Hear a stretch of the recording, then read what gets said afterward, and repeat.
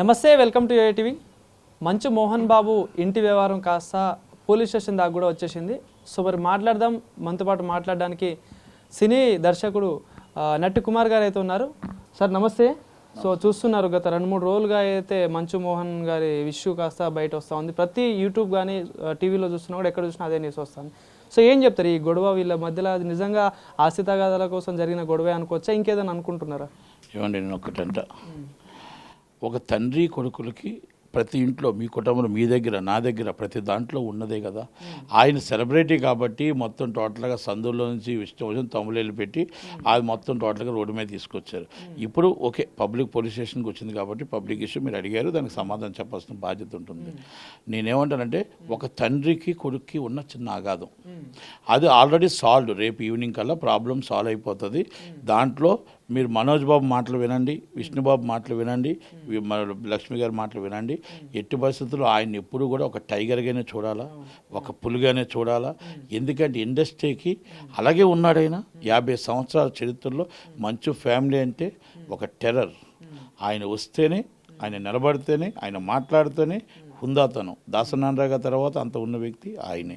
కనుక ఆ కుటుంబంలో ఈ విధంగా వచ్చింది అంటే బాధాకర విషయం. బాధపడుతున్నాం, అభిమానించే వాళ్ళందరం బాధపడుతున్నాం. కనుక మనోజ్ బాబుకు నా రిక్వెస్ట్, విష్ణుబాబుకు నా రిక్వెస్ట్, 50 సంవత్సరాలు మనకు మోహన్ బాబు గారు ఆయన అంచులుగా ఎదుక్కుంటూ ఒక మెంబర్ ఆఫ్ పార్లమెంటుగా, విద్యావేత్తగా, ఒక నటుడుగా, విలన్గా, ఒక డైలాగ్ కింగ్గా ఆయన ఈరోజు 50 సంవత్సరాలు వచ్చే సంవత్సరానికి పూర్తి చేసుకుంటున్న తరుణంలో ఆయన ఇండివిజువల్గా ఆయన కష్టార్జితో సంపాదించుకున్న మిమ్మల్ని అందరినీ కూడా ఈరోజు మీరిచ్చిన మీ గౌరవం కానీ, మీరు ఇచ్చిన గౌరవం కానీ ఇప్పుడు క్రమశిక్షణతో మీరు అందరూ ఉంటారు. అనుకోని సంఘటన జరిగింది. దయచేసి ఆయన హుందాతనాన్ని ఈరోజు రేపు 50 సంవత్సరాల ఫంక్షన్లో ఆయన మీరందరూ ముగ్గురు పిల్లలు 3 స్తంభాలుగా ఉండి ఇది ఒక టీ కప్లో తుఫానుగా దీన్ని తీసివేసి 50 సంవత్సరాల ఫంక్షన్ ఇండస్ట్రీ అంత ఘనంగా సత్కరించేటట్టు ఆయనకు నిలబడి 78 సంవత్సరాల వయసులో టైగర్గానే ఉండాలి. ఆయన ఎప్పుడు తగ్గకూడదు. ఆయన ఎప్పుడు ఎవరితోనైనా సరే నిర్మమాట లేకుండా మాట్లాడుతూనే ఉండాలి. తండ్రికి ఆ గౌరవం ఇవ్వాలి. దయచేసి ఒక పెద్ద మనసుతో చిన్న అగాధాలే తప్ప ఆస్తులు గొడవలు లేవు మీకు, లేకపోతే ఇంకో గొడవలు లేవు, అన్నీ పెట్టి దయచేసి ఆ తండ్రికి ఇది రేపు సాయంకాలం కల్లా ఫుల్ స్టాప్ పెడతారని ఎవరు అవసరం లేదు. మీరే ఆయన ఉన్న గౌరవాన్ని మనందరూ పిల్లలందరూ కూడా ఒక్కసారి ఆలోచించి పెద్ద మనసుతో, నా రిక్వెస్ట్, నా ఒక్క రిక్వెస్ట్ కాదు, మోహన్ బాబు గారిని అభిమానించే కొన్ని వేల మంది రిక్వెస్ట్లు. నాకు మైక్ దొరుకుతుంది కాబట్టి మైక్లో చెప్పగలుగుతాను. చాలామంది బయట నుంచి బాధపడుతున్నారు, అయ్యో ఆయన ఈరోజు వాళ్ళ కుటుంబంలో ఏంటి ఇది అని.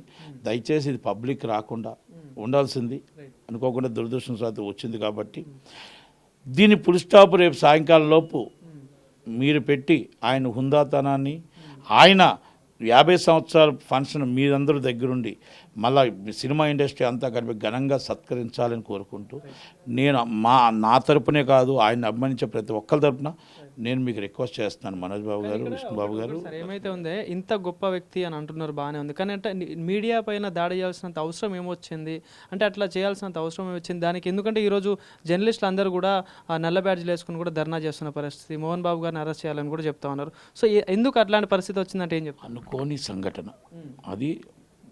ఒకటి, ఆ దాడిని ఖండించాల్సిందే. దాడిని మనం ఎవరు వెనకేసుకు రావట్లేదు. అక్కడ విలేకరులు మాతో 30 సంవత్సరాలు అందరూ అనుబంధం ఉంది. మాతో పాటు ఫస్ట్ సినిమా నుంచి టెంకాయ నుంచి ఇప్పుడు దాకా ప్రతి సినిమా కూడా, సినిమానే కాదు, మేము చేసే పోరాటంలో, మేము చేసే కార్యక్రమాల్లో తిండి లేకుండా తిప్పలు లేకుండా మాతో పాటు ఉండి, మాతో పాటు చేసి వాళ్ళందరూ మాకు ఫ్రెండ్స్ కంటే మాకు ఎక్కువ సంబంధం, మా కుటుంబ సభ్యుల కంటే ఎక్కువ సంబంధం.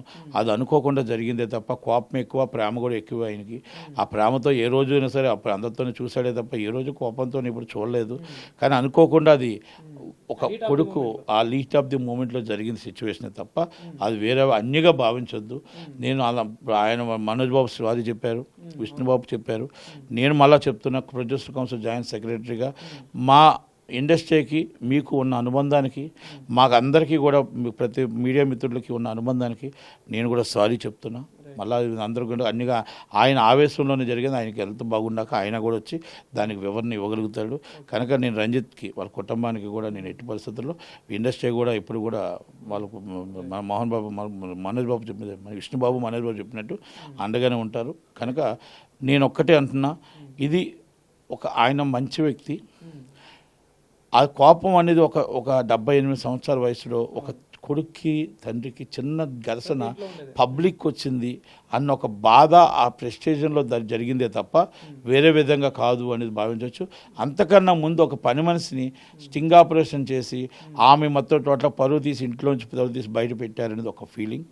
అదొక కాకుండా అంతకుముందు అసలు ఇంట్లో ఏమీ జరగలేంది, కొట్టుకున్నారు తండ్రి కొడుకులు అని చెప్పేసి మా కంప్లైంట్లు పెట్టడం అనేది అదొక బాధాకర విషయం.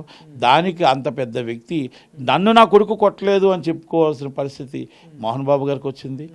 నా తండ్రి దేవుడు అని చెప్పుకోవాల్సిన పరిస్థితి మనోజ్ బాబుకి వచ్చింది. ఘర్షణ జరిగింది వాస్తవం, చిన్నది. ఆ ఘర్షణలో మనం కంప్లైంట్స్ కొంతమంది మాత్రమే, అదంతా కూడా మనం చూడడం ఆవేశంతో జరిగిన సిచ్యువేషనే తప్ప మనం అన్నిగా భావించొద్దు. ఆ కుటుంబానికి అండగా ఉండాలి. ఉందో ఇండస్ట్రీ తరపు నుంచి కూడా మనం ఎట్టి పరిస్థితుల్లో మా ప్రెస్ రిపోర్టర్స్, పత్రికలు అందరూ మా కుటుంబ సభ్యులు, మా కుటుంబంతో సమానం తప్ప అన్నిగా భావించొద్దు అనేది నా మనవి. కానీ సార్ ఈరోజు మనోజ్ గారు కూడా ఏంటంటే సిపి గారిని, కమిషనర్ గారిని కలిసి బయటకు వచ్చినప్పుడు కూడా అంటా ఉన్నారు ఏంటంటే మా నాన్న ఇట్లా చేసే వ్యక్తి కాదు, ఎప్పుడు చేయలేదు, కానీ విష్ణు గారు కానీ ఇంకో వినయ్ అనే పర్సన్ ఇద్దరు కలిసి మా నాన్న రాంగ్ డైరెక్షన్ చేసి నా మీద రాంగ్ అలిగేషన్ చేపిస్తున్నారు, అందుకనే మా నాన్న ఇట్లా బిహేవ్ చేశారంటూ కూడా చెప్పిన పరిస్థితి. సో ఏమైనా నిజంగా ఇట్లాంటిది జరిగి ఉండొచ్చా? నేను ఒక్కటేనండి, రేపు సాయంకాలం దాకా దయచేసి అందరూ ఒప్పుపట్టండి.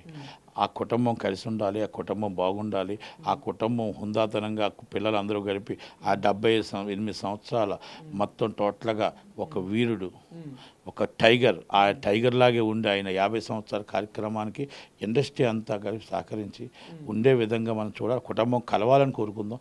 10 మంది సినిమాలు తీస్తుంటే బాగుంటారని కోరుకుందాం.